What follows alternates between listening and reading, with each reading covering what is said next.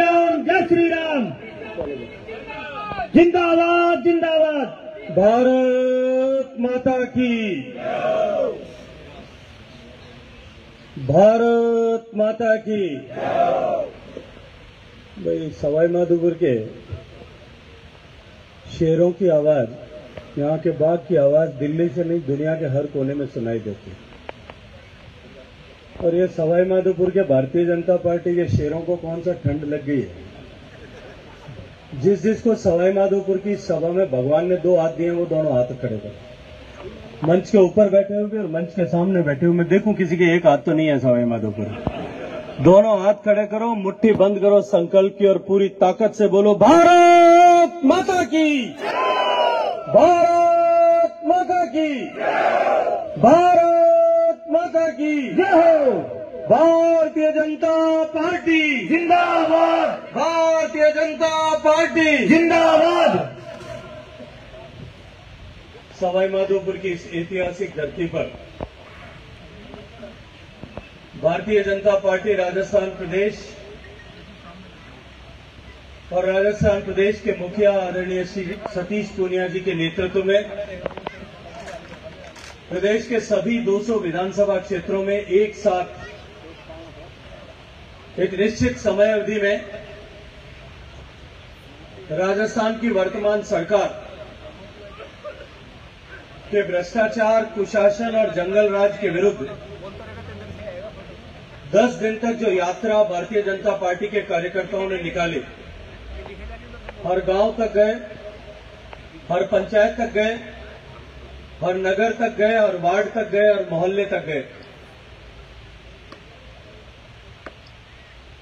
राजस्थान की जनता का जो आक्रोश वर्तमान सरकार की विफलता को और कुराज को लेकर है, उसे एकत्रित करने के लिए भारतीय जनता पार्टी के कार्यकर्ताओं ने जो श्रम किया, उसी की श्रृंखला में सवाई माधोपुर की इस ऐतिहासिक धरती पर आयोजित आज इस सभा में मंच पर आसीन पूर्व विधायक और आज की इस महती सभा के अध्यक्ष श्रद्धेय हंसराज जी शर्मा साहब, मंच पर उपस्थित संसद के मेरे साथी, और मैं धन्यवाद देना चाहता हूं सवाई माधोपुर और टोंक की जनता को कि उन्होंने एक ऐसे योग्य व्यक्ति को चुनकर के भेजा जो नित्य प्रतिदिन संसद में अपने क्षेत्र के लोगों की समस्याओं के निराकरण के लिए, अपने क्षेत्र के विकास के लिए चिंतित रह करके प्रयत्न करता है।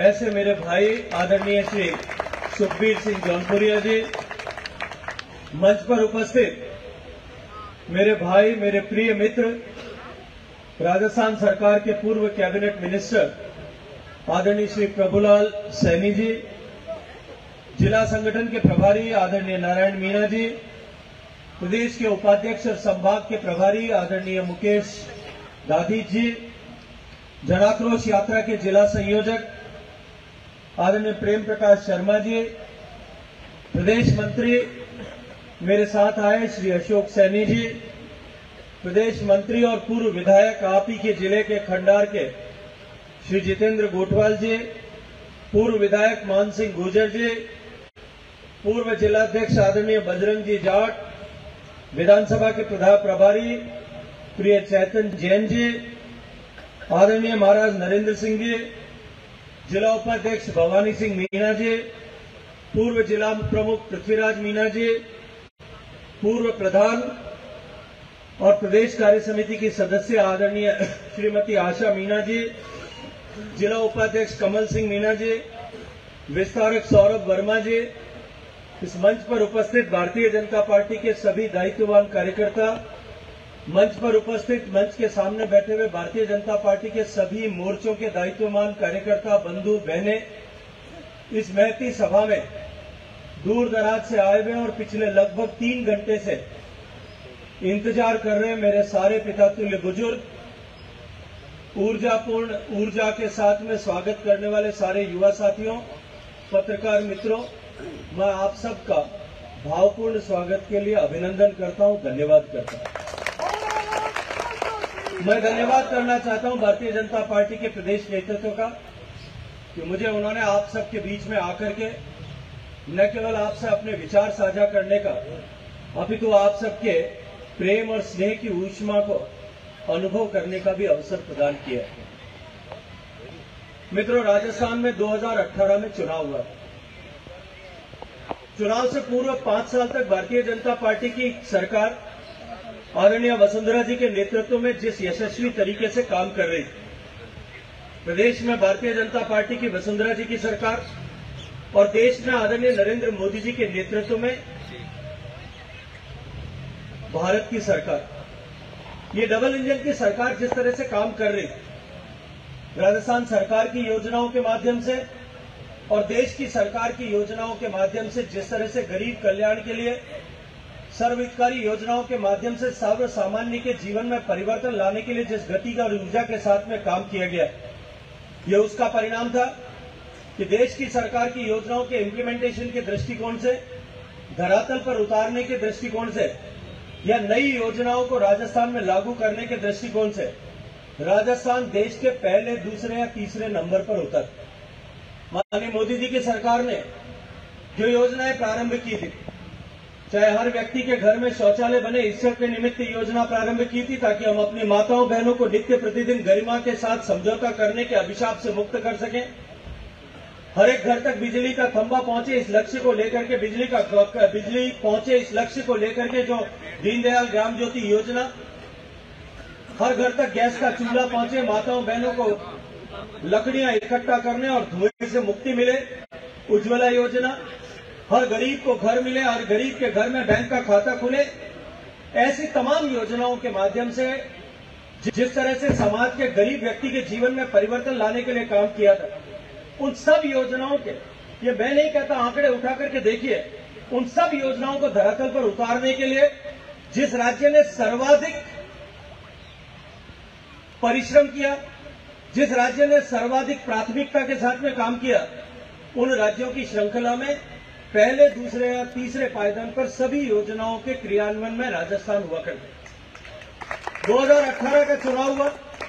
चुनाव में शायद मंच पर बैठे हम लोगों से कहीं कोई चूक रही हो, या मंच के सामने बैठे हुए मेरे भारतीय जनता पार्टी परिवार के सदस्य, मेरे कार्यकर्ताओं से, समर्थकों से कहीं मन में कोई चूक रही होगी, या कहीं किसी तरह का कोई विषय रहा होगा कि उसके चलते जो काम हमने किए थे, जिस यशस्वी तरीके से भारतीय जनता पार्टी की सरकारों ने काम किया था, वो काम उन लोगों को धरातल तक नहीं पहुंचा पाए, लोगों के जो है दिल और दिमाग तक उस बात को नहीं पहुंचा पाए, या फिर कहीं जिस तरह के छलावा उस समय चुनाव के समय में कांग्रेस पार्टी के लोगों ने किया था, जिस तरह के झूठे सब्जबाग दिखाए गए थे, जिस तरह के झूठे सपने किसानों को दिखाए गए थे, जिस तरह के झूठे सपने युवाओं को दिखाए गए थे, जिस तरह के झूठे वादे माताओं बहनों के साथ में किए गए थे, जिस तरह के झूठे सब्जबाग राजस्थान के भविष्य को लेकर के दिखाए गए थे, वो कोरे सपनों के झांसे में आकर के हम राजस्थान के लोगों ने कहीं न कहीं कोई न कोई चूक की। उस चूक का परिणाम आज ये हुआ है, चाहे मेरी गलती हो या तेरी गलती हो, गलती का खामियाजा राजस्थान के करोड़ों लोगों को भुगतना पड़ रहा है। आज राजस्थान की माताएं बहनें, राजस्थान के युवा, राजस्थान का किसान, राजस्थान का हर वर्ग तबके का व्यक्ति आज खून के घूंट पीने और खून के आंसू रोने के लिए मजबूर हो। आज राजस्थान में जिस तरह के हालात बने, कांग्रेस की यह वर्तमान सरकार जिसने सरकार में आने के लिए जो झूठा वादा किसानों के साथ में किया था, अभी आदरणीय प्रभुलाल जी चर्चा कर रहे थे, राजस्थान के किसानों से 10 तक गिनती बोल करके और ये वादा किया गया था कि हम राजस्थान के किसान की संपूर्ण कर्ज माफी करेंगे। लेकिन जिस तरह का धोखा राजस्थान के किसानों के साथ हुआ, कर्ज माफी तो हुई नहीं, कर्जा वसूल करने के लिए जब बैंकों ने जमीनें नीलाम करना प्रारंभ किया, तो राजस्थान में कन्हैयालाल जाट से लेकर के अनेक किसान ऐसे होंगे जिन्होंने फेसबुक पर, सोशल मीडिया पर लाइव करके अपने प्राणों का उत्सर्ग कर दिया। यह राजस्थान की सरकार किसानों की हत्यारी सरकार, किसानों के साथ में धोखा करने वाली सरकार, और धोखा केवल कर्ज माफी का होता तो शायद राजस्थान का स्वाभिमानी किसान जो धरती का सीना फाड़ करके अपने मेहनत से, अपने परिश्रम से, अपने पसीने की ताकत से अन्न पैदा करता है, उसके साथ में केवल अगर एक ही खिलवाड़ किया होता तो राजस्थान का किसान स्वीकार कर लेता। हर मोर्चे पर राजस्थान के किसान के साथ धोखा हुआ। हम बिजली का बिल नहीं बढ़ाएंगे, राजस्थान के किसानों से यह वादा किया गया था, और ये मैं नहीं कहता, कांग्रेस के जन घोषणा पत्र में लिखा गया था। लेकिन पिछले 4 साल में चोर दरवाजे से, पिछले 10 दरवाजे से आपकी जेब तराशने का काम, किसानों की जेब तराशने का काम इन्होंने किया। और किसान ही नहीं, साधारण मानवी के भी विजय के घर पर जेब पर डाका डालते हुए बिजली का बिल बढ़ाने का 10 बार काम इन्होंने किया। मैं अभी हुनियारा में बात कर रहा था, मुझे याद आया अभी राजस्थान में कुछ, मेरे यहाँ जोधपुर में कुछ जगह पर चुनाव हो रहे, शहर में चुनाव था। मैं चुनाव के समय में एक वार्ड में शाम को चुनाव प्रचार में गया। भारतीय जनता पार्टी का कार्यकर्ता होने के नाते, स्थानीय सांसद होने के नाते मेरा कर्तव्य था, मैं वहां गया। शाम का समय था, बहुत बड़ी संख्या में माताएं बहनें बैठी, गरीब बस्ती थी। मैं उनके साथ धरातल पर जमीन पर बैठा था। मैंने जब मेरा नंबर आया, मैंने खड़े होकर के उनसे बात की, बिजली के बिल की चर्चा की। मैंने कहा कि इस सरकार ने वादा किया था कि हम 24 घंटे बिजली देंगे। बिजली की कटौती खेतों में भी हो रही है, किसानों के लिए भी हो रही है और घर में भी हो रही है। किसान आज इस सरकार की भ्रष्टाचार के चलते हैं, और मैं आज सवाई माधोपुर के इस मंच पर खड़े होकर के पूरी जिम्मेदारी के साथ में कह रहा हूं कि राजस्थान की सरकार ने जिस तरह से कोयले की दलाली की है, राजस्थान की सरकार ने जिस तरह से कोयले का खरीदने में भ्रष्टाचार किया है, उसके चलते राजस्थान के आज ताप बिजली घर जो है वो बिजली पैदा नहीं कर पा रहे हैं। उसका खामियाजा आपको भुगतना पड़े। लेकिन बिजली की कमी क्यों की जाती है, आपको इसकी जानकारी है कि नहीं? मैं आज आपको इसकी जानकारी देना चाहता हूं। मेरा भाई जवान सिंह खड़ा, इसको जानकारी देना चाहता हूं कि राजस्थान में बिजली की कमी क्यों होती है। इसके लिए भी तुमको मोर्चा निकालना चाहिए। वो मोर्चा इसलिए निकालने की आवश्यक है कि जब बिजली की कमी होती है तो सरकार बिजली आपूर्ति के नाम पर दर पर बिजली खरीदती आती है। उस समय में बिजली की खरीद जो है 2 रुपए से 3 रुपए यूनिट के बीच में होती है। जब मजबूरी आती है, बिजली की कमी आती है, तब ये अडानी और अंबानी को गाली देते हैं। पिछले दरवाजे से अपनी जेब भरने के लिए 10 रुपए से लेकर के 14 रुपए यूनिट तक की बिजली खरीदते हैं और उसमें भ्रष्टाचार करते हैं। दोहरा भ्रष्टाचार करने के लिए आपके जेब पर डाका डाला। मैं उन महिलाओं के बीच में बैठा था। मैंने कहा भाई, ये राजस्थान की सरकार कहती थी कि हमारे जो है बिजली अब 24 घंटे आएगी। आपके घर में 24 घंटे बिजली आती है कि नहीं आती है? तो एक बुजुर्ग माताजी वहां बैठे थे, उन्होंने कहा कि एमपी साहब, मुझे आपको एक बात कहनी। क्या एमपी साहब, मारे थाने वो एक बात कहनी। मारवाड़ी समझ में आया आप लोग? क्या मारे थाने वो एक बात कहनी? तो मैं कि भाई हारो देव माताजी ने उबा करो। माताजी 2 जना हारो दे रूबो करियो, कोई 80-85 बरस रहा डोकरा। क्या एमपी साहब एक बात है? मैं को फरमाओ। क्या एमपी साहब, आजकल तो लट्टू में तो करंट आवे कोई, पर बिजली रो बिल आवे तो लट्टू में ज्यादा करंट आवे। हमारी जेब काटने का काम इस सरकार ने किया। किसान के घर में से, जेब में से पैसा निकालने का काम इस निकम्मी और नकारा सरकार ने किया। केवल इतना ही नहीं, अभी जितेंद्र जी बात कर रहे थे बाजरे की खरीद की। ये कह रहे कि बाजरे की खरीद की एमएसपी लागू करो। जितेंद्र जी, बाजरे की खरीद की एमएसपी भारत सरकार लागू कर चुकी है, और भारत सरकार ये घोषणा कर चुकी है कि किसान को जिस तरह से अन्य फसलों में, ये नरेंद्र मोदी की ताकत थी कि उन्होंने ये कहा कि सभी फसलों में जिनमें एमएसपी घोषित होती है उसमें किसान को लागत का 1.5 गुना लाभकारी मूल्य मिलना चाहिए। इसको सुनिश्चित करने का काम नरेंद्र मोदी जी की सरकार ने किया। बाजरे की जहां तक बात है, हम कभी कल्पना नहीं कर सकते थे कि बाजरा गेहूं से ज्यादा बिकेगा, रुपया कीमत में बिकेगा। 2250 रुपए बाजरे की 2022 की रबी में खरीद का एमएसपी, 2250 रुपए। आज हरियाणा के किसान को 2250 रुपए मिलता है। आज आंध्र प्रदेश के किसान को 2250 रुपए मिलता है। गुजरात के किसान को 2250 रुपए मिलता है। ये राजस्थान की निकम्मी सरकार है जिसने किसान को, राजस्थान के किसान का 1000 रुपए प्रति बोरी का जो है वो नुकसान करने का काम किया, उनकी कमाई को कम करने का काम किया। मैं पूछता हूं भाई, राजस्थान की सरकार जब हरियाणा खरीद सकता है, गुजरात खरीद सकता है, मेरा भारत सरकार खरीदने के लिए तैयार है, तुम क्यों नहीं खरीदते? भारत सरकार पैसा देने के लिए तैयार है, तुम क्यों नहीं खरीदते हो? राजस्थान देश में सबसे ज्यादा बाजरा पैदा करने वाला प्रदेश है। राजस्थान के बाजरा पैदा करने वाले किसानों के जेब में डाका डालने का काम, राजस्थान के किसान के बेटे को भूखा मारने का काम इस राजस्थान की निकम्मा सरकार ने किया। केवल इतना ही नहीं, केवल इतना ही अगर होता तो भी शायद राजस्थान का किसान स्वीकार कर लेता, लेकिन राजस्थान के किसान का बेटा, जो किसान अपना पेट काट काट करके, पेट पे गांठ बांध करके अपने बच्चों को पढ़ाता है, पढ़ाने के लिए स्कूल में भेजता है। स्कूल में मास्टर नहीं है, स्कूल में का जो है कमरा नहीं है, एक एक मास्टर 5-5 क्लास को पढ़ाता है। स्कूलों में प्रधानाध्यापक नहीं है, अंग्रेजी के स्कूल खोल दिया, उनमें अध्यापक नहीं है, कॉलेज खोल दिया, उसमें टीचर नहीं है। मैं अभी 3-4 दिन पहले, पिछले 3-4 सप्ताह पहले एक कॉलेज के छात्र संघ के उद्घाटन में गया।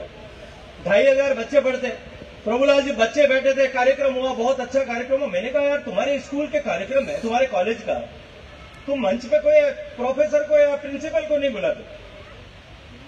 तो वो छात्र संघ का अध्यक्ष खड़ा हुआ और उसने कहा भाई साहब एक बात बताऊं, क्या हमारे कॉलेज में एक भी प्राध्यापक या एक भी प्रोफेसर या एक भी प्रिंसिपल नहीं। हमारे कॉलेज में पूरे में एक लाइब्रेरियन और एक हमारे कॉलेज में चपड़ासी। वो चपड़ासी कमरे के ताला खोलता है मेन गेट का, क्योंकि वो इतने सारे कमरों के ताले खोल नहीं सकता। मैंने कहा यार तुम्हारी बिल्डिंग इतनी अच्छी बनी हुई है कि साहब ये तो बंबई में कोई दानदाता रहता है उसने बना दी, वो हमारे क्षेत्र का रहने वाला है, उसने हमारे यहाँ पे ये बिल्डिंग बना दी।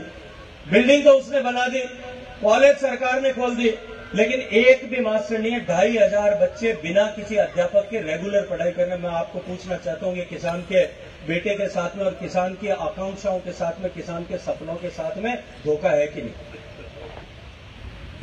अस्पतालों में जो है वो डॉक्टर नहीं है, अस्पताल में स्टाफ नहीं है।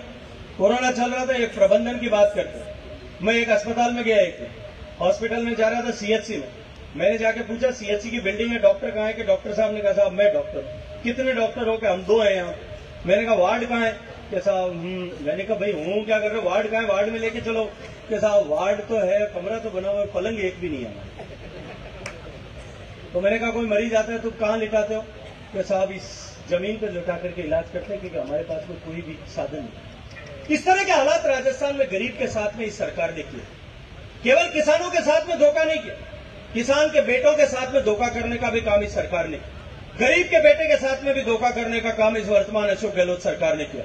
चुनाव के घोषणा पत्र में इन्होंने वादा किया था कि हम क्या युवाओं को बेरोजगारी भत्ता देंगे। भाई मेरे जोधपुर में तो किसी युवा को मिला नहीं, यहाँ सवाई माधोपुर में मिला हो तो हाथ खड़े करके बता दो, किसी को मिला के हाथ खड़े करके बताओ। जब 2018 में इनकी सरकार बनी थी, जनता ने इनको आशीर्वाद दिया था। चुनाव के रिजल्ट आ गए थे, अशोक गहलोत साहब मुख्यमंत्री नहीं बने थे क्योंकि लड़ाई चल रही थी इनकी और पायलट साहब। 10-12 दिन तक चली थी, उसके बाद में गहलोत साहब जादूगर है कहीं से लेके आ गए। इससे पहले भी 2008 में इसी तरह से लेके आए थे और 93 में 98 में भी इसी तरह से लेके आए थे। सरकार बनी नहीं थी, लेकिन तय हो गया था कि सरकार कांग्रेस पार्टी की बनने वाली। मेरा जो जोधपुर में घर है, घर के बाहर सड़क के किनारे पर एक बैंक है। मैं घर से बाहर निकला, बैंक के किनारे पे, बैंक के सामने 8-10 लड़के, युवा लड़के खड़े थे। कुछ को मैं पहचानता था। मैंने उन युवा साथियों के पास में गाड़ी रोकी। मैंने कहा भाई आज बैंक के सामने कैसे आए? क्योंकि भाई साहब हम बैंक के पास सामने इसलिए आए कि हमारे को जो है बैंक का खाता खुलवाना है। मैंने कहा खाता क्यों खुलवाना है? तो भाई साहब खाता इसलिए खुलवाना है कि अशोक गहलोत जी ने वादा किया है कि तुमको 3,500 रुपए हर महीने में मिलेंगे। मैंने कहा यार बहुत बढ़िया है, तुम खाता खुलवाओ। अब कम से कम परीक्षा देने का फॉर्म भरने के लिए घर वालों से पैसे नहीं मांगने पड़ेंगे। परीक्षा देने के लिए अगर जयपुर या कहीं जाना पड़ा तो उसके लिए किराए के पैसे नहीं मांगने पड़ेंगे। मोबाइल का रिचार्ज करने के लिए, छोटा कूपन खरीदने के लिए भी घर वालों से पैसे नहीं लेने पड़ेंगे। और कोई छोटा मोटा चाय भी पीते हो उसके लिए भी तुमको खर्चा करने के लिए घर वालों से पैसे नहीं लेने पड़ेंगे। मैंने उनको बधाई दी। बात आई गई हुई, लोकसभा का चुनाव हुआ। चुनाव में ऐतिहासिक परिणाम आया। राजस्थान की जनता ने इस नकारा निकम्मी सरकार के चेहरे पर खींच करके एक थप्पड़ मारा और थप्पड़ मार करके 25 की 25 सीटें जिता करके माननीय नरेंद्र मोदी जी को देश का प्रधानमंत्री बनाने के लिए भेजा। चुनाव निपटे वो उसके कुछ दिन बाद में, कोई महीना भर हुआ होगा, मैं जोधपुर गया था। मैं घर से बाहर निकला, फिर गया बैंक के सामने, उनमें से 3-4 लड़के फिर खड़े। मैंने उनसे पूछा भैया आज तो तुम्हारे पैसे आ गए, किस लिए आए हो? पैसे लेने के लिए आए हो क्या? तो वो भाई साहब पैसा तो आया को नहीं, खातों खुला उनने जो 500 जमा कराए उनमें 50-50 रुपया हर महीना कट रहा है जो हमारे पास चले में आएगा। तो जो बचेड़ा है घर लिया वे भी जाते रहे। भलाओ उन लोगों का जिनको पहले 3-4 महीने में समझ में आ गए थे कि पूत के पांव पालने में दिख रहे हैं, ये केवल कुर्सी कब्जाने के लिए इन्होंने हम सबके साथ में धोखा किया। इन्होंने किसके साथ धोखा नहीं? अगर युवाओं को 3,500 रुपए नहीं दिए होते गहलोत साहब तो हम राजस्थान के युवा मान लेते। लेकिन जिस तरह से आपने परीक्षाओं में भ्रष्टाचार किया है, आपकी सरकार के मंत्रियों के संरक्षण में जिस तरह से परीक्षा में पेपर लीक हुए, 18 बार पेपर लीक हुआ है। 2018 में जूनियर अकाउंटेंट का पेपर लीक हुआ, जूनियर इंजीनियर का पेपर लीक हुआ, आरएस का पेपर लीक हुआ, वनपाल की भर्ती का पेपर लीक हुआ, अकाउंटेंट की भर्ती का पेपर लीक हुआ, पटवारी की परीक्षा में पेपर लीक हुआ, ग्राम सेवक की परीक्षा में पेपर लीक हुआ, रीट में पेपर लीक हुआ और अभी शिक्षक भर्ती हुआ फिर पेपर लीक हुआ। पेपर लीक होने की श्रृंखला, जब यह श्रृंखला चल रही थी रीट के पीछे, रीट की चोट जब हुई, रीट में जब चीट इन्होंने की, भारतीय जनता पार्टी ने पूरे प्रदेश में आंदोलन किया था कि आपसे नहीं समझता है, इस पेपर लीक के प्रकरण की जांच सीबीआई को दे दीजिए। हमने आंदोलन किया पूरे राजस्थान में, लेकिन ये सरकार अपने लोगों को बचाने के लिए, क्योंकि ये जानते थे राजस्थान सरकार के मुखिया कि अगर सीबीआई को दे दिया तो सीबीआई आकर के कॉलर इनके मंत्रियों की पकड़ने वाली।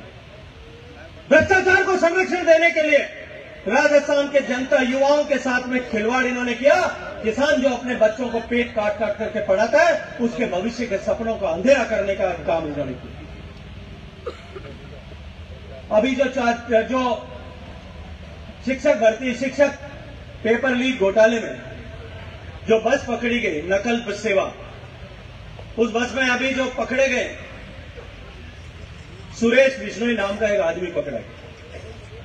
ये वही सुरेश बिश्नोई है जो इससे पहले भी रीट के समय में भी जिसको पुलिस ने गिरफ्तार किया, और वो कागजों में, मैं अगर झूठ कहता हूं तो आप उसकी जांच कर सकते। 3 घंटे में उसको थाने में एक टेलीफोन आया और 3 घंटे में उस टेलीफोन के बाद में जांच करने वाले ने सुरेश बिश्नोई को छोड़ दिया।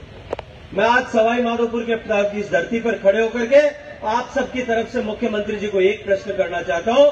2023 के चुनाव में अगर सवाई माधोपुर आओ तो उससे पहले इस जवान सिंह को यह बता करके आना कि वो टेलीफोन किसने किया, वो टेलीफोन किसने किया था, यह बता करके आना, वरना 2023 में राजस्थान में भारतीय जनता पार्टी की सरकार बनेगी। और मैं दावे के साथ में कह सकता हूं, क्योंकि जनाक्रोश यात्रा के लिए मुझे राजस्थान के हर एक कोने में जाने का सौभाग्य मिला है। मुझे सुदूर बांसवाड़ा से जाने का सौभाग्य मिला, मारवाड़ में जाने का सौभाग्य मिला, मेवाड़ में जाने का सौभाग्य मिला, हाड़ौती में जाने का सौभाग्य मिला, गोडवाड़ में जाने का सौभाग्य मिला, और आज मैं आप सबके बीच में इस सवाई माधोपुर की धरती पर आया हूं। राजस्थान से क्यों दिशे एक आवाज आई? राजस्थान के लोगों में के मन में गुस्सा है, राजस्थान के लोगों के मन में आक्रोश है। सरकार भारतीय जनता पार्टी की बनेगी, दीवार पर लिखा हुआ मैं पढ़ सकता हूं। और मैं एक बात आज आपके सामने यहां इस मंच पर खड़े होकर के कह रहा हूं, भारतीय जनता पार्टी की सरकार बनेगी, इस शिक्षक भर्ती घोटाले की नहीं, पेपर लीक घोटाले की समग्र जांच कराएंगे, पूरी की पूरी जांच कराएंगे। और इस जांच की आंच से एक भी नहीं बचेगा गहलोत साहब, एक भी नहीं बचेगा। जिन्होंने इन युवाओं के भविष्य के साथ खिलवाड़ किया है, जिन्होंने राजस्थान के 70 लाख युवाओं के भविष्य के साथ में खिलवाड़ किया है, और जिन्होंने इनको संरक्षण दिया है, जो पिछले दरवाजे से घुस करके, चोरी के दरवाजे से, नकल के दरवाजे से थानेदार बने होंगे, पटवारी बने होंगे, ग्राम सेवक बने होंगे, अकाउंटेंट बने होंगे, आरएएस बने होंगे, आरपीएस बने होंगे, जो नकल के दरवाजे से बना है। क्योंकि भाई ये तो तय हो गया, जो पकड़े गए अभी थोड़ी पूछताछ की तो पता लगा कि साहब थानेदार की परीक्षा का पेपर हमने 1 करोड़ में खरीदा था, 80 लोगों को 25-25 लाख में बेचा है। बयान में लिखा है 80 लोगों को 25-25 लाख में लिखा है। गहलोत साहब ने अगर मिटवा भी दिया बयान तो भाई सीबीआई जांच करेगी, एक बार पकड़ करके टैटुआ दबाएगी, वापस सही लिखेगा कि बोलेगा कि नहीं बोलेगा। 25-25 लाख रुपए में किस किसने थानेदार बनने के लिए पर्चा खरीदा था? 50-50 लाख रुपए आपके और मेरे गरीबों के पास में तो नहीं है। लेकिन जिसने काला बाजारी करके 50 लाख रुपए देकर के जिसने अपने बेटे को डिप्टी एसपी बनाया, जो है आरएएस ऑफिसर बना, कोई पटवारी बना होगा, कोई मास्टर बना होगा, उन सबको वापस बाहर निकालना चाहिए कि नहीं निकालना चाहिए? भ्रष्टाचार करके पिछले दरवाजे से जो नौकरी में गया है उसको दरवाजों के पीछे भेजने का काम भारतीय जनता पार्टी सरकार करेगी, मैं आपको वादा दूंगा।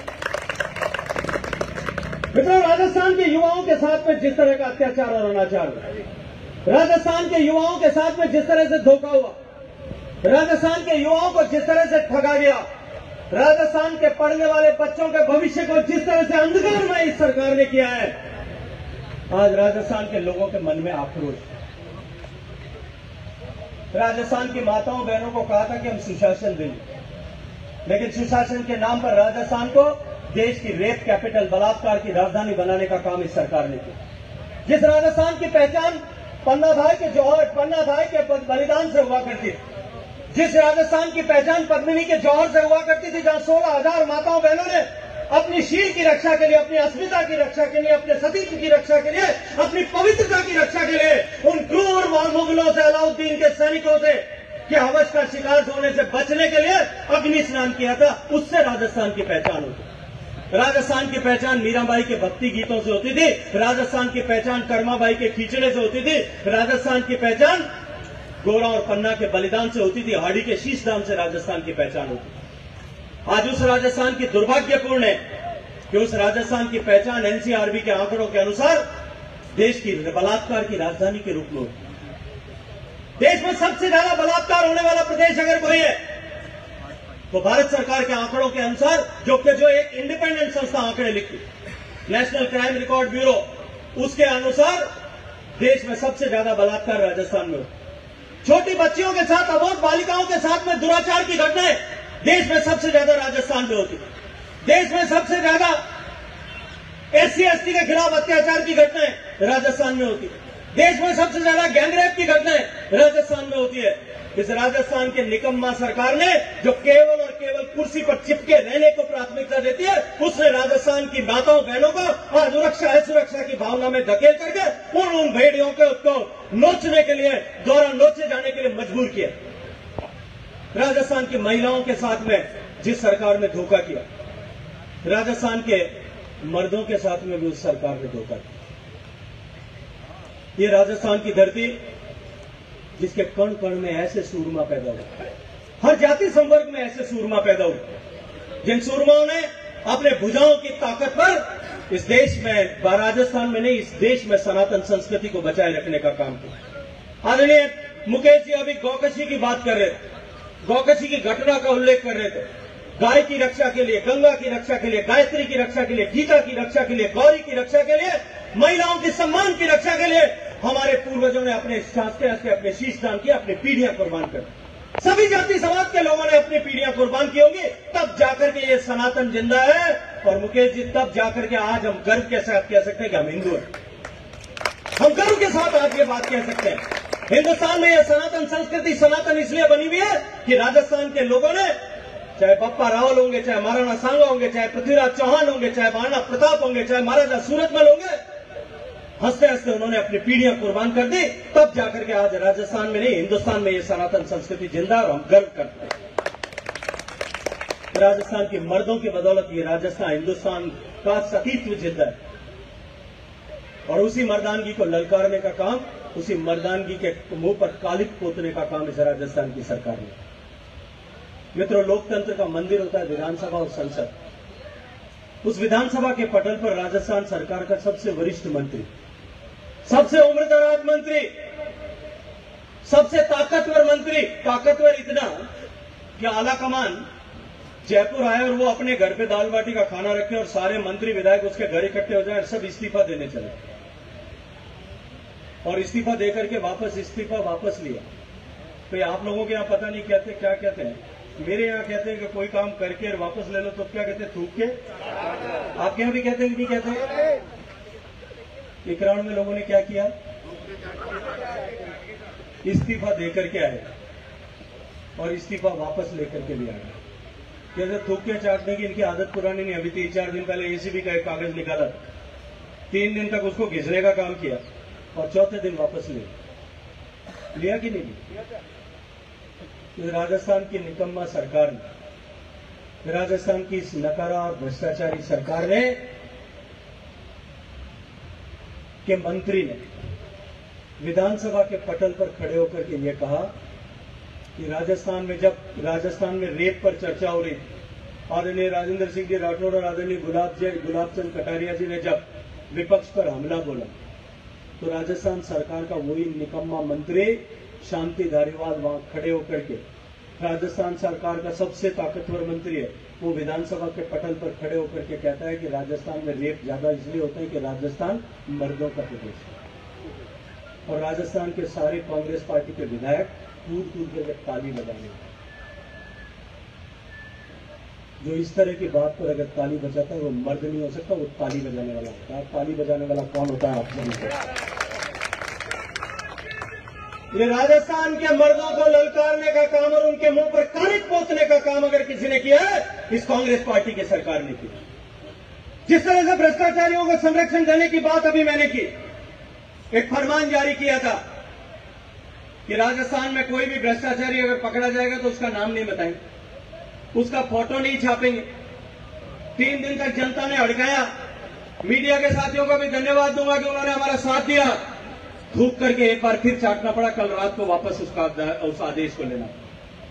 एक कोई साइकिल चोर को पकड़ते हैं तो सारे पुलिस वाले थाने के बाहर बैठ करके उसको बिठा करके फोटो खिंचवाते और कहते हैं कि भ्रष्टाचारी जिसको रंगे हाथों पकड़ा उसका फोटो नहीं छापो। कि मानवाधिकार, आपका मेरा छोटा भाई अगर कहीं छोटा मोटा कोई घटना में कोई हेलमेट नहीं लगाया और पकड़ में आ जाए तो उसका फोटो अखबार में छापेंगे, उसका मानवाधिकार नहीं। झूठे मुकदमे जिन लोगों के दर्ज करा करके आपने जेल में भेजा, चाहे एनडीपीएस के मुकदमे में पिंडवाड़ा और सिरोही में जिस तरह से झूठे लोगों को जेल भेजा, जिस तरह से आपके यहां पता है नहीं है कि नहीं भाई, मेरे यहां तो मेरे यहां एक विधानसभा होती है लोग, एक विधानसभा होती है पोखरा। आपके जो सचिन पायलट साहब के साले मोहम्मद साहब, साले मोहम्मद नाम है उसका, साले नहीं हो, साले मोहम्मद नाम है। तो सचिन पायलट साहब के साले मोहम्मद साहब, उनके यहां अगर कोई फेसबुक में एमएलए के खिलाफ एक लाइन लिख दे तो उसके घर पे शाम को पुलिस आ जाए। 100 लोग ऐसे होंगे, 100 लोग। अगर फेसबुक पे कोई एक घटना एक के खिलाफ एमएलए साहब के लिख दो तो उसके घर पुलिस आ जाए। आपको शोले पिक्चर का डायलॉग याद है कि नहीं, कि माँ कहती है कि बेटा सो जा नहीं तो गब्बर आ जाएगा। आजकल माँ ये नहीं कहती गब्बर आ जाएगा, आजकल कहता फेसबुक पे लिखा तो थानेदार आ जाएगा। रात को पकड़ करके उसको बंद कर देंगे। लोकतंत्र की हत्या करने का काम ये लोग करते। लेकिन इतना होता तो भी हम शायद मान लें। भ्रष्टाचारियों को बचाने के लिए इस राजस्थान की सरकार ने नेक कीर्तिमान गढ़े, कीर्तिमान। जितने भ्रष्टाचारी अब तक पकड़े गए, पुलिस के लोगों ने अपनी जान पर खेल करके उनको रंगे हाथों गिरफ्तार किया। ऐसे भ्रष्टाचारियों को पकड़ करके उनको बेनकाब किया। कई दिन तक परिश्रम करके उनको खांचा शिकंजे में लेकर के जेल के पीछे भेजा। लेकिन जब उसके ऊपर कार्रवाई करने का, चालान प्रस्तुत करने का समय आता है तो नियम यह कहता है कि सरकार से उसकी स्वीकृति लेनी पड़ती है। आज राजस्थान की कुल भौगोलिक राजस्थान को पूरे आप अगर ज्योग्राफिकली बांट दो और राजस्थान में जितने भ्रष्टाचारी पकड़े गए, मैं सिर्फ पकड़े गए की बात कर रहा हूं, जितने भ्रष्टाचारी हैं उनकी बात नहीं कर रहा हूं। उनकी बात करूंगा जब तो जहां कंकर फेंकोगे वहां भ्रष्टाचारी मिलेगा राजस्थान में। लेकिन जितने पकड़े गए अगर उससे भी भाग दे दो तो हर 12 किलोमीटर में एक भ्रष्टाचारी है। और राजस्थान की इस वर्तमान भ्रष्टाचारी सरकार ने उन भ्रष्टाचारियों को बचाने में भी कीर्तिमान बनाया है। सबसे ज्यादा भ्रष्टाचारियों को बचाने के लिए अभियोजन स्वीकृति देने से इनकार करने में अगर कोई 1 नंबर पर प्रदेश है तो ये राजस्थान। अभी आपने गौकशी की बात की। ये गौकशी करने वालों की मानसिकता को बढ़ाता कौन? क्यों गौकशी करने वाले की जो गौ माता हम लोगों के लिए सम्मान का विषय, हमारे लिए आस्था का विषय, हमारे लिए पवित्रता का प्रतीक है, उस गौ माता के हत्यारों को बचाने का काम कौन करता है? वो ऐसी मानसिकता के लोग करते हैं जिन मानसिकता के लोगों को रामनवमी पर जब करौली में जुलूस निकाला जाता है उस जुलूस पर पत्थर फेंकने वालों को, उस जुलूस पर पेट्रोल बम फेंकने वालों को, उस जुलूस के बाद मोटरसाइकिल जलाने वालों को, उस जुलूस के बाद दुकानें जलाने वालों को, गाड़ियां जलाने वालों को, लोगों के घर में पेट्रोल बम फेंकने वालों को जो संरक्षण देते हैं वही देते हैं। और वो जो संरक्षण देते हैं उसके चलते करौली में दंगा होता है, भीलवाड़ा में दंगा होता है, दोबारा दंगा होता है, जोधपुर में दंगा होता है, उदयपुर में उस कन्हैया लाल बेचारे के बार बार गुहार लगाने के बाद में भी उसी से माफीनामा लिखवाया जाता और अंततः उसका गला काट करके सिर धड़ से अलग कर दिया जाता। ये ऐसी मानसिकता को जाकर प्रश्रय कौन देता है? ऐसी मानसिकता को प्रश्रय ये वर्तमान की अशोक गहलोत सरकार देती है, क्योंकि इनको हम हिंदुओं से, हम जो है बहुसंख्यकों से कोई लेना देना नहीं है, केवल और केवल अपने वोट बैंक की राजनीति करनी। लेकिन मैं पूछना चाहता हूं गहलोत साहब कि जब राजस्थान में उस गरीब अनुसूचित जाति के बेटी के ऊपर बलात्कार हुआ था, 6 लोगों ने गैंगरेप किया था, तब आपकी सरकार के मुखिया सवाई माधोपुर में टाइगर के बच्चों की अटकेलियां देखे, 50 किलोमीटर दूर जाकर के उसके आंखों पहुंचने के लिए क्यों नहीं? ये जो राजस्थान की नकारा और निकम्मा सरकार है मित्रों, इस सरकार के खिलाफ जनता के मन में आक्रोश। एक जनप्रतिनिधि चुना जाता है, चाहे वो पंच होगा, सरपंच होगा, पंचायत समिति सदस्य होगा, जिला प्रमुख होगा, प्रधान होगा, जिला परिषद का सदस्य होगा, विधायक होगा, सांसद होगा, जनप्रतिनिधि चुना जाता है। चुने जाने के बाद में छोटा मोटा काम सब अपेक्षा करते हैं, शायद कभी कोई काम न कर पाए। सरपंच साहब मोटरसाइकिल लेकर के जा रहे हो, गर्मी का टाइम हो, और प्रभुलाल जी कोई आदमी अगर गांव का वोटर वहां खड़ा हो और सरपंच साहब उसको देखें नहीं, काला चश्मा लगाए हुए ड्रुर से चले जाए, अगले दिन वो नाराज होगा कि नहीं होगा? वो कहेगा सरपंच साहब मैं धूप में खड़ा था, मेरे को भी बिठा के ले जाते, आप अकेले क्यों जा रहे थे? लेकिन वो अकेले जाते तो जनता हो तो वो कार्यकर्ता नाराज होता है, तो उसका अधिकार है। विधायक अगर फोन नहीं उठाया, वोटर नाराज हो सकता है, उसका अधिकार है। सांसद जी को कहा था कि सांसद जी मेरे रेल में रिजर्वेशन करा देना, उस दिन कोटा खाली नहीं था, नहीं हो पाया तो भी नाराज है। छोटी मोटी चीजों को लेकर के हमारे परिवार के सदस्य वोटर में नाराज होना उनका अधिकार है। नाराजगी होती जब तक तो ठीक थी, लेकिन राजस्थान में जनता के मन में आक्रोश है, गुस्सा है, क्रोध है, और भारतीय जनता पार्टी की जनाक्रोश यात्रा ने इस क्रोध का संकलन किया, एकत्रीकरण किया, और यह क्रोध एकत्रित होकर के इतना बड़ा विस्फोटक बन गया है कि अब की राजस्थान की जनता के इस क्रोध के धमाके में जो ज्वालामुखी बनकर के फूटेगा, ये कांग्रेस की सरकार और कांग्रेस के नुमाइंदे चित्रे चित्रे करके उठ जाएंगे। अब की बार इनको ढूंढने वाला भी नहीं बचा। ये ईआरसीपी को लेकर के राजनीति करते हैं। मैं आज इस पूर्वी राजस्थान की धरती पर खड़े होकर के इसका सच आप सबके सामने रखना चाहता हूं। ईआरसीपी की परियोजना बनी, आदरणीय वसुंधरा जी की सरकार थी, उन्होंने परियोजना बनाई, परियोजना बनाई गई। किसी भी परियोजना को राष्ट्रीय परियोजना बनाने के लिए उसमें एक चीज आवश्यक होती है कि 2 लाख एकड़ नई सिंचाई की क्षमता, 2 लाख हेक्टेयर नई सिंचाई की क्षमता सृजित होनी चाहिए। रिकॉर्ड करना, सबको सुनाना, 2 लाख हेक्टेयर नया सिंचाई का रकबा बनना चाहिए। राजस्थान के हिस्से में जितना पानी आता था, उस पानी के हिसाब से राजस्थान में 2 लाख हेक्टेयर सिंचाई की सुविधा नहीं बनी। जो हिस्से में राजस्थान के पानी नियम कानून के हिसाब से आता है, 13 जिलों के हर घर तक पीने का पानी पहुंचाना, आने वाले 2050 तक हर घर तक पानी पहुंचाने के लिए जितना जरूरत है उतना पानी, जितने उद्योग कल कारखाने हैं उनके लिए पानी, जो भविष्य में लगेंगे उनके लिए पानी, और किसान के खेत के लिए पानी। अगर सारे पानी को जोड़ दिया जाए, पानी कम पड़ता था। आदरणीय वसुंधरा जी ने कि एक बार प्रयास करके देखते हैं, और एक योजना बनाई कि हम अपने क्षमता से ज्यादा पानी मध्य प्रदेश से आग्रह करके ले लेंगे, और योजना भारत सरकार में भेजी। भारत सरकार ने मूल्यांकन किया और वसुंधरा जी के राज के समय लिख करके भेज दिया कि या तो आप अनुमति ले लो मध्य प्रदेश से कि भाई उसके हिस्से का पानी आपको उपयोग करें तो कोई जो है आपको कोई तकलीफ नहीं है, मध्य प्रदेश को कोई तकलीफ नहीं है, वरना इसको जितना आपके हिस्से का पानी बनता है आप बना करके ले आओ। वसुंधरा जी की सरकार, चुनाव आ गया, चुनाव के बाद में सरकार चली गई, सरकार कमलनाथ की बनी, 3 महीने बाद में मैं मंत्री हो गया।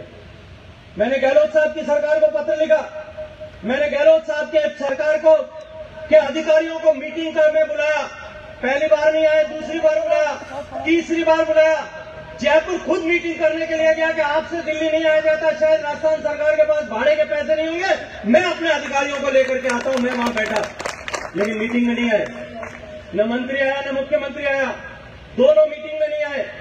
गहलोत साहब की सरकार के अधिकारी आए, मैंने उनसे कहा कि ठीक करके लेके आओ योजना, ठीक करके लेके आओ, मैं स्वीकृति कराता हूं।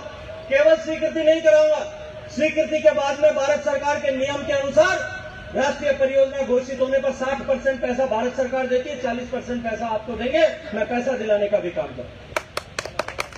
वो आज तक ठीक करके नहीं लेके आए।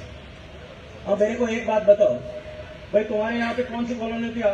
जो आदर्श नगर कॉलोनी होती है कि नहीं होती है? या ये कोई और कौन सी कॉलोनी होती है? लाल मंदिर कॉलोनी। बढ़िया कॉलोनी कौन सी थी? सबसे महंगा राम मंदिर का आदर्श नगर। आदर्श नगर में जवान सिंह के पास में एक बात बताओ मेरे को आज, कि जो है हमारे मान सिंह मीणा के पास में आदर्श नगर में एक प्लॉट है, ये विधायक थे, इन्होंने खरीद लिया। 60 फुट बाई 90 फुट का प्लॉट है। 60 फुट बाई 90 फुट के प्लॉट पर नक्शा बनाने के लिए इन्होंने नगर पालिका को भेज दिया। नक्शा बनाया, नक्शा नवीस से आर्किटेक्ट से नक्शा बनवाया, नक्शा बना करके भेज दिया नगर पालिका में पास कराने के लिए।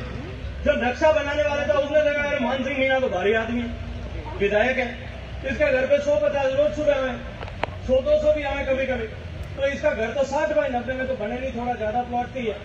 तो इसका नक्शा बनाया, उसने कहा यार ये बड़ा आदमी है, अपने आप कर लेगा, 70 बाई 90 का नक्शा बना। 70 बाई 90 का नक्शा भी मान सिंह जी मीणा भी भेजते हैं, नगर पालिका में पास करने के लिए भेजते हैं। मेरी एक बात बताओ, नगर पालिका 60 बाई 90 के प्लॉट में 70 बाई 90 का नक्शा पास करेगी क्या? भाई आप लोग बता दो, करेगी क्या? उसके बाद में मान सिंह जी वहां से हट करके महाराणा प्रताप कॉलोनी में बना बनाया मकान खरीद ले। अब वो प्लॉट जो है उसने जवान सिंह को बेच दिया, और जवान सिंह को बेच दिया और उसको कहा भाई नक्शे के पैसे खर्च करने की जरूरत नहीं है, वहां नगर पालिका में नक्शा पड़ा, तेरे से पास हो तो करा लेना। अब जवान सिंह भाई तेरा नक्शा नगर पालिका 60 फुट बाई 90 फुट के प्लॉट में 70 बाई 90 का नक्शा पास करेगी क्या? अगर तू आंख में धूल झोंक करके पास भी करवा के ले आएगा तो तेरा पड़ोसी तेरे को बनाने देगा क्या? ये ईआरसीपी की कथा जो है ये नक्शा है, उसके अलावा और कुछ नहीं। आप अपने हक के पानी का आज के जो है डीपीआर बना करके लाओ, मैं 1 महीने में इसको राष्ट्रीय परियोजना का दर्जा देने का बात बनाने के लिए जो आवश्यक है कि पहले उसकी टेक्निकल क्लियरेंस होनी चाहिए, जिसकी बात मैं आपको कर रहा हूं। उसके बाद में उसकी इन्वेस्टमेंट क्लियरेंस होना चाहिए, उसके बाद में उसकी फॉरेस्ट क्लियरेंस होती है, एनवायरमेंट क्लियरेंस होती है, उसके बाद में उसकी वाइल्ड लाइफ क्लियरेंस होती है, उसके बाद में उसके अंतरराज्यीय जिन 2 राज्यों के बीच में पानी का बंटवारा होना है उसकी क्लियरेंस होती है। इनमें से एक भी क्लियरेंस राजस्थान सरकार के पास में नहीं है। ये केवल और केवल ईआरसीपी को भावनाओं की फुटबॉल बनाने का काम कर रहा है। मैं उससे आगे बढ़ करके बात करता हूं। राष्ट्रीय परियोजना में भारत सरकार 60% पैसा देती है। मैं 60% पैसा दे करके भी आप सबको एक कागज की चिट्ठी लिख करके हम देने को तैयार, मैं राजी कर सकता था, लेकिन मैं झूठ की राजनीति नहीं करता और मैं राजनीति के लिए सपने नहीं बेचता। मैंने राजस्थान की सरकार को आग्रह किया, हमने एक नई परियोजना मध्य प्रदेश के साथ में मिलकर के एक नए तरीके से इसको डिजाइन किया।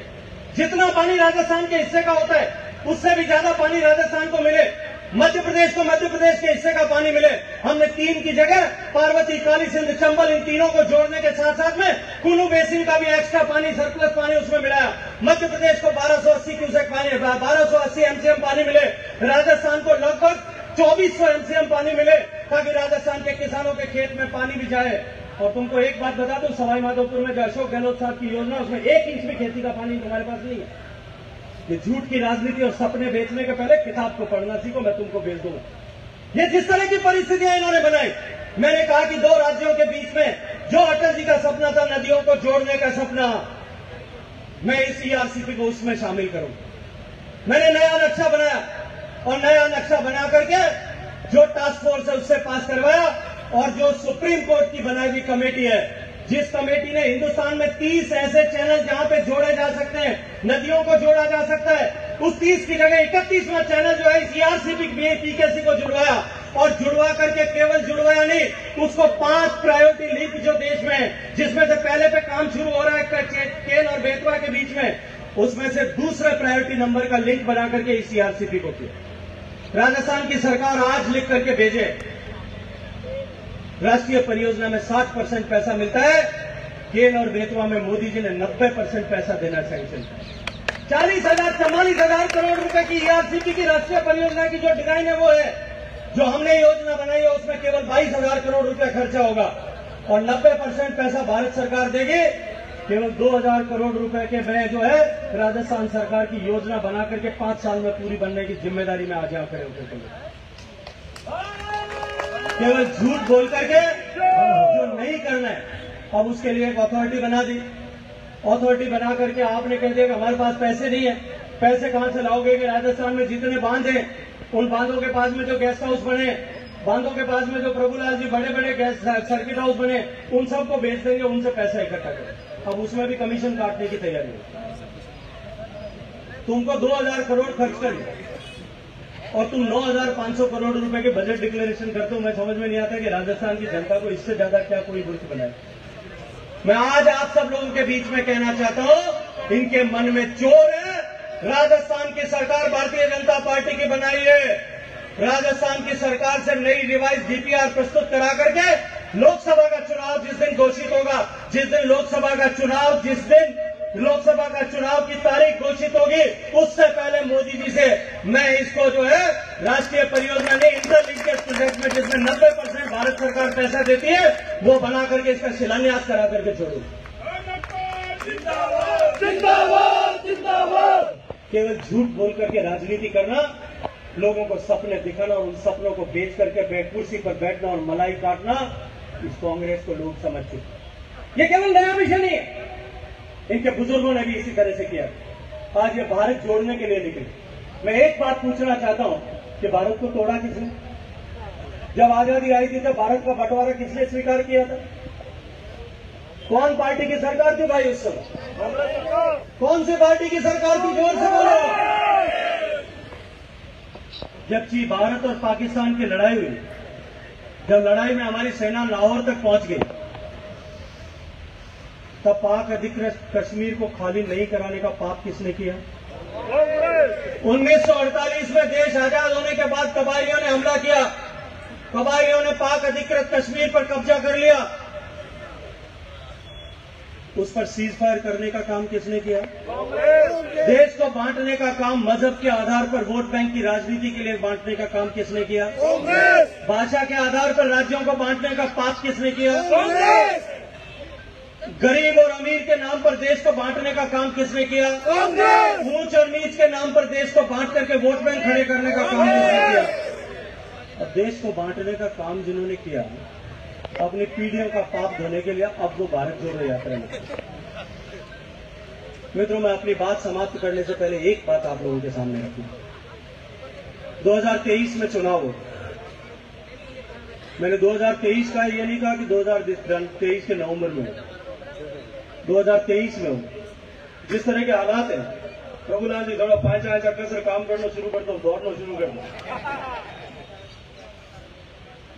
क्योंकि मुझे ऐसा लगता है दिल्ली के पत्रकार ऐसी चर्चा करते हैं कि हो सकता है त्रिपुरा के साथ हो जाए, नहीं तो कर्नाटक के साथ तो पक्का होगा।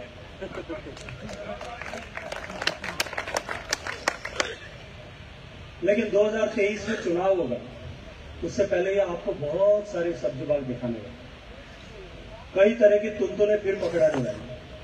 भाई एक बात बताओ, मेरे मारवाड़ में तो लोग कहते हैं कि हम मारवाड़ के लोग एक बार ठगी गया, दोबारा नहीं ठगे।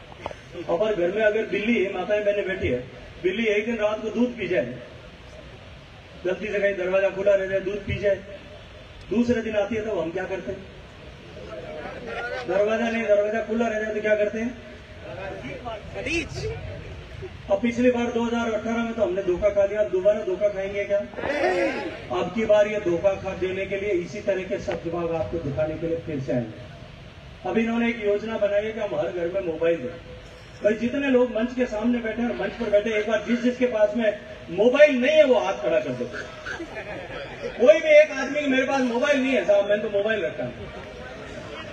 कोई ऐसा आदमी शायद ढूंढने पे नहीं मिलेगा जिसके पास मोबाइल नहीं हो। मेरे बाबा के पास है, तारकन कौन था, ताबरा के नौसी, घर वाली के नौसी है, कोई बाबा है, उसने भी यहाँ पर नहीं। कोई ऐसा व्यक्ति नहीं होगा जिसके घर में आज मोबाइल नहीं। अब ये एक स्कीम लेकर के आएंगे, हम घर की सारी महिलाओं को, बच्चों को मोबाइल दें। आपको पता है क्यों लेकर के आए? 12,500 करोड़ रुपए लगेंगे। वो इसलिए लेकर के आए कि उसमें भी इनका चांदी काटने का जुगाड़ है। और वो चांदी किस तरह से काटेंगे? भारत आज मोदी जी के नेतृत्व में दुनिया का दूसरा सबसे बड़ा मोबाइल बनाने वाला देश हो गया। ये भारत की कंपनियों से मोबाइल नहीं खरीदे, ये चीन की कंपनियों से मोबाइल खरीदे। अब चीन कौन है? अभी थोड़े दिन पहले चीन के लोग अपने आप का जो है तवांग में घुसे थे कि नहीं घुसे थे? किस किसने वीडियो देखा था? किस किसने वीडियो देखा था? आप खड़े करके बताओ कैसे निकाला था अपने लोगों ने उनको? लट देकर निकाला था कि नहीं निकाला था? उस चीन का बना हुआ मोबाइल हमारे घर में आना चाहिए क्या? ये उस चीन का बना हुआ मोबाइल खरीद रहे हैं, और इसलिए खरीद रहे हैं क्योंकि कांग्रेस पार्टी का चीन के साथ जो है रूलिंग पार्टी के साथ में एक समझौता है। ये इसलिए खरीद रहे हैं कि वो जो मोबाइल इन्होंने आइडेंटिफाई किया, इन्होंने डील किया, वो चाइना की कंपनी के खटारा मोबाइल जो 2-3 महीने से ज्यादा चलते नहीं है, जो मार्केट में बिकने बंद हो गए, कोई ओप्पो टोपो डोपो कंपनी के, जो कोई खरीदता नहीं है। फैक्ट्री में उनके ऊपर मिट्टी जमी हुई है, डीलर्स के यहाँ धूल जम गई है, उनको धूल झाट करके और आपके घर में पिछले दरवाजे से भेजने वाले 12,500 करोड़ रुपए में खरीद कर, और उसमें 2,500 करोड़ रुपए की सेटिंग हो गई। 2,500 करोड़ रुपए पिछले दरवाजे से उस मोबाइल में भ्रष्टाचार करना चाहते हैं। मैं आज आपसे एक बात पूछना चाहता हूं, आपको मोबाइल चाहिए, आपके बच्चों के पढ़ाई के लिए स्कूल में कमरा चाहिए? जोर से बोल करके बताओ, मोबाइल चाहिए या स्कूल में बच्चों के पढ़ने के लिए कमरा चाहिए? मोबाइल चाहिए या स्कूल में पढ़ने के लिए बच्चों के लिए मास्टर चाहिए? मोबाइल चाहिए या आपके जो है बच्चों के लिए रोजगार चाहिए? मोबाइल चाहिए या कॉलेज में मास्टर चाहिए? मोबाइल चाहिए या घर में पानी चाहिए? पानी देने की योजना मोदी जी ने बनाई, मुझे जिम्मेदारी दी। मैं आज गर्व से कहता हूं कि जिस दिन हमने काम शुरू किया था, देश में 3 करोड़ 23 लाख घर तक पानी जाता था। आज देश में 10 करोड़ 85 लाख घरों तक पानी जाता। हमने 7.5 करोड़ माताओं के बहनों के घर में के सिर पे से मटका उतारने का काम किया। मैं राजस्थान का प्रतिनिधि के नाते माननीय मोदी जी के मंत्रिमंडल में, मारवाड़ी में एक कहावत है, मामा रो ब्याह हुआ महापुरुष गण होती कि नहीं होती? आपके यहाँ होती कि नहीं होती है? होती है कि नहीं? मैं बोलो तो सही कि मामा की शादी हो और मां पुरुष से वाली हो, फिर भी बेटा भूखा रह जाए, ऐसा हो सकता है? मेरे पास नियम बनाने की ताकत थी। मैंने राजस्थान को इस तरह से नियम बनाया कि राजस्थान को सबसे ज्यादा पैसा मिलता। मोदी जी की सरकार में पैसे की कमी नहीं थी। 27,000 करोड़ रुपए मैंने अब तक दिए और आज से बजट आने वाला है, अब की बार फिर 12-15 हजार करोड़ रुपए देने वाले हूं। और मैंने कहा था कि इसके बाद में भी खर्च करके आ जाओ, 27 में 27 और देने के लिए मैं काम करूं। लेकिन राजस्थान में एक कहावत और होती, भाई मैं सारे देश में जाता हूं, सब जगह जाके कहता हूं मैंने 7.5 करोड़ कनेक्शन कर दिए। आज हरियाणा 100% हो गया, गुजरात 100% हो गया, तेलंगाना 100% हो गया, गोवा 100% हो गया, दमन दीव अंडमान निकोबार सब 100% हो गए, हिमाचल प्रदेश 99% हो गया, पंजाब 99.5% हो गया, और जो है देश के कम से कम 25 ऐसे प्रदेश है जो 80% को पार गए। लेकिन राजस्थानी में एक कहावत होती है, मोरियो पगामी देखे जब रोया कर। आपने तो देख नहीं मैं मोर में बहुत खूबसूरत होता है, कलंगी खूबसूरत, गर्दन खूबसूरत, पंख खूबसूरत, पांव कैसे होता है? जब वो पांव की तरफ देखता है तब रोता है। मैं भी देश भर में सम्मान से बात करता हूं जब, लेकिन राजस्थान के आंकड़े देखता हूं तो मेरा दिल रोता है, क्योंकि मेरी माताओं बहनों को मैं जानता हूं। आपके सवाई माधोपुर में तो फिर भी थोड़ा बहुत पानी कहीं मिलता होगा। मैं तो पश्चिमी राजस्थान से आता हूं। मेरी माताओं बहनों को मैंने एक दिन में 10-10 किलोमीटर रोज सुबह और 10 किलोमीटर शाम पानी लाने के लिए देखा है, जाते हुए देखा।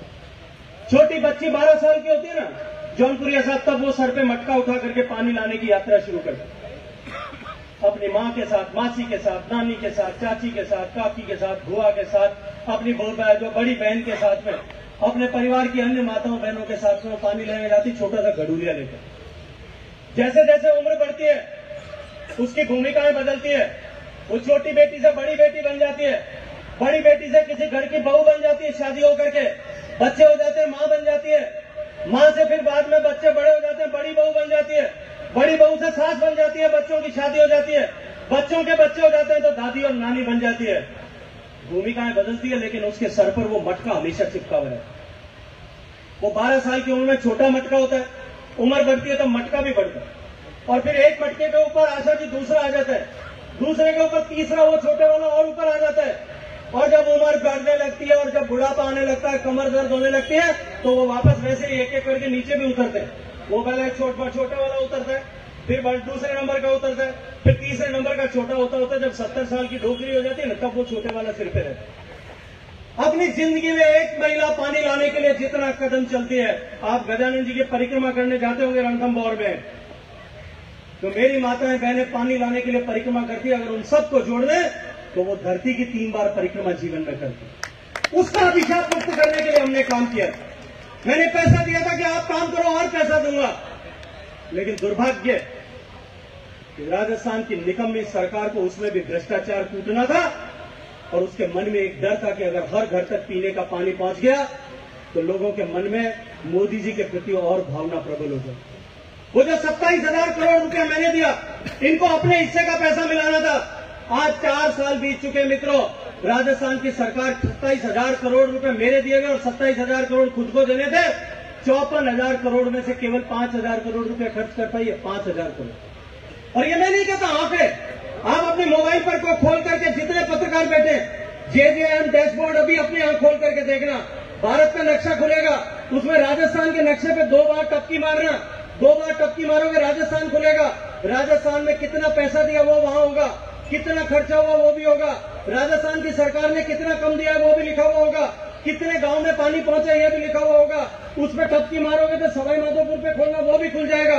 वो खुलेगा तो गांव भी खुल जाएगा कि कौन से गांव में पानी पहुंचा और नहीं पहुंचा, कल कितने कनेक्शन हुए ये भी मिल जाएगा, पिछले महीने में कितने हुए वो भी मिल जाएगा।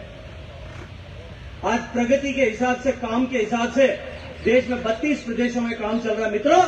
इस राजस्थान की निकम्मा सरकार के चलते राजस्थान जो पहले, दूसरे और तीसरे नंबर पर होता था इम्प्लीमेंटेशन में, आज भी है तो दूसरे नंबर पर, ऊपर से नहीं है, नीचे से दूसरे नंबर। इन्होंने राजस्थान को ऊपर से नीचे, पहले दूसरे नंबर से उठा करके नीचे से दूसरे नंबर पर पहुंचाने का पाप किया मित्रों। इसलिए राजस्थान की जनता के मन में आक्रोश है और इस आक्रोश को एकत्रित करके राजस्थान में इस आक्रोश की ज्वालामुखी का धमाका करके इस कांग्रेस की सरकार को हमेशा हमेशा के लिए यहां से विदा करने के लिए हम जनाक्रोश महापर्व, जनाक्रोश महारैली, महासभा करके आप लोगों के बीच में है। अभी आदरणीय प्रभुलाल जी कह रहे थे कि आज समापन है। मित्रों, मैं आज आपसे दूसरी बात कहना चाहता हूं, विशेष रूप से जो युवा यहां बैठे हैं ऊपर और सामने, इनसे कहना चाहता हूं, ये समापन नहीं है, ये जनाक्रोश शुभारंभ है, ये आरंभ है। और इतना प्रचंड आरंभ हुआ है कि अब की बार ये मस्तकों के झुंड झुंडते रह जाए। ये आरंभ इतना प्रचंड हुआ है मित्रों कि अब की बार, भाई मैं कहूं तो शायद बुरा लगेगा, इनका एक मंत्री कहता है हम इनोवा जाने जितने बचेंगे, दूसरा मंत्री कहता है कि हम फॉर्च्यूनर जितने, दूसरा MLA कहता है हम फॉर्च्यूनर जितने। मतलब अब साला इसका भी कंपटीशन चल। एक दिन मुझे एक अकेले में मिल गया, मैंने पूछा रे रेल में, मैंने कहा भाई मेरे तुम जो कहता है हवाई जहाज में, वो कहता है कि जो है फॉर्च्यूनर जितने बचेंगे, एक कहता है इनोवा जितने बचेंगे। तो उसने कहा भाई साहब ईमानदारी से पूछो तो फटफटी जितने भी नहीं बचेंगे। एक फटफटी के लायक भी ये नहीं बचने वाले हैं। लेकिन उसके लिए हम सबको आज से काम शुरू करना है। आज से लेकर के आप एक संकल्प करिए मेरे साथ में कि आज से लेकर के जिस दिन तक चुनाव नहीं हो जाता, मतदान का आखिरी मत नहीं पड़ जाता, उस दिन तक हम अपनी ताकत का एक भी अणु जो है इस पवित्र काम से बचा करके नहीं रखेंगे। ये केवल चुनाव नहीं होगा, ये राजस्थान के शुद्धिकरण का यज्ञ होगा, राजस्थान को भ्रष्टाचार मुक्त करने का यज्ञ होगा, राजस्थान में सुशासन लाने का यज्ञ होगा। हम देवताओं का आह्वान करेंगे और इन दानवों का शमन करके इनको राजस्थान से बाहर निकालने का ये चुनाव यज्ञ करेंगे। लेकिन उसके लिए आज से हमको काम करना पड़ेगा, हमको आज से इसके लिए परिश्रम करना पड़ेगा। कहीं भी जाए, बस में बैठे, रेल में बैठे, हवाई जहाज में बैठे, फटफटिये में बैठे, किसी सभा में जाए, किसी मौत पर जाए, मर्तन पर जाए, शादी में जाए, सगाई में जाए, जनेऊ संस्कार में जाए, सामाजिक कार्यक्रमों में जाए, जातीय कार्यक्रम में जाए, राजनीतिक कार्यक्रम में जाए, केवल और केवल एक धुन, केवल एक नारा होना चाहिए कि अब की बार इस कुशासन का अंत करके भाजपा सरकार बनाएंगे। और जो लोग इस विषय का मेरे साथ में संकल्प लेने के लिए तैयार हैं कि आज से लेकर के और 2023 में जब तक चुनाव नहीं होगा, ना हम रुकेंगे, ना हम झुकेंगे, ना हम थमेंगे, ना हम थकेंगे। वो अपने दोनों हाथ ऊपर करिए, मुट्ठी बंद करिए और संकल्प की मुट्ठी बंद करके गजानन जी को साक्षी मान करके आज यहाँ से संकल्प लीजिए और बोलिए भारत माता की, भारत माता की। बीजेपी जिंदाबाद, जिंदाबाद। बहुत बहुत धन्यवाद। अब मैं हमारे अध्यक्षता कर रहे हंसराज जी से निवेदन करूंगा, भाव जी आकर के धन्यवाद दें।